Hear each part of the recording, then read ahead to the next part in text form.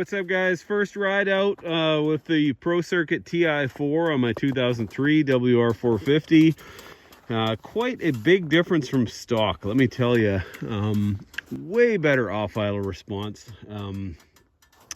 This currently has a 1350 sprockets in it, and 1450 I believe is stock.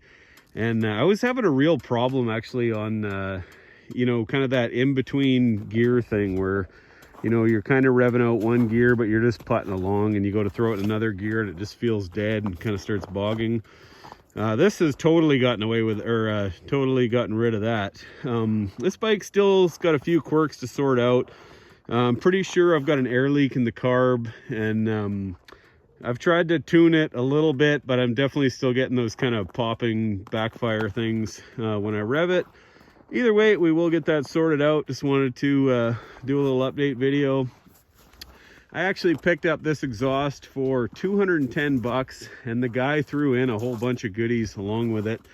This would have been probably way out of my price range to just go buy something like this new, especially on a bike I only paid $2,300 for. So worked out pretty good, and definitely a huge improvement in power and usability on this bike. So anyways, lots of stuff coming up in the near future on this thing. I've ordered the new sprockets that's going to be going on, so I'm going to go down to a 1252. I'm looking to put like super low gears on this. I want to get into a lot of kind of tight, steep, technical riding with this, so hopefully I'll have that on this week.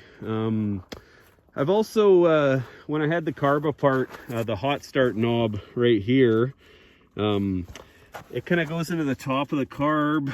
You can't really see it from here, but anyways, it's just a plastic thing that threads in there, and the threads were screwed from whoever was in there last. So I've actually bought the rebuild kit for the hot start plunger and all that kind of stuff. So hopefully I'll get that done this week too. I'm hoping that's going to sort my carb out, but if not, you know, it might be time to just pull it out and just completely go through it. So anyways, we were starting to get into a bit of dirt riding over on the other side of the valley there. We've definitely had a bit more snow, so right now I'm pretty much done breaking in the 478 big bore kit on this bike, and once I get the new chain and sprockets on there, and I'll probably jump into a new tire pretty quick. This one is definitely getting down there. I'm gonna probably go with a Shinko 505 hybrid in the rear, and then a Shinko I think it's a 546 up front, and I'm gonna go the 90-100-21 to have that bit bigger tire up front. So slowly transforming this thing into a bit of a bush machine. Pretty pumped about that. Not sure if you saw that video, but this exhaust, in addition to being you know, to having more power and better drivability, it's actually 4 pounds lighter than the stock one, which is pretty impressive.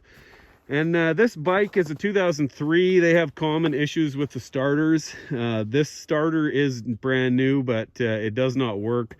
So either the Woodruff key is broken off inside, or possibly the starter clutch has gone bad. Either way, I've gotten so used to just kicking this thing over. I want to get it the electric start working when I put a snow bike kit on this thing next winter, but for now I think I'm probably going to pull the battery right out of there, and that's probably about 5 pounds or so.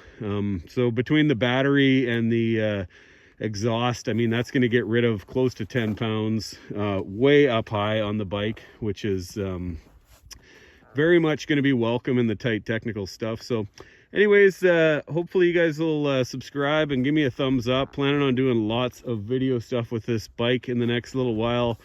Still extremely excited. It's kind of my new toy, and I just can't get enough of it. So anyways, thanks for coming by, and we will see you on the next one.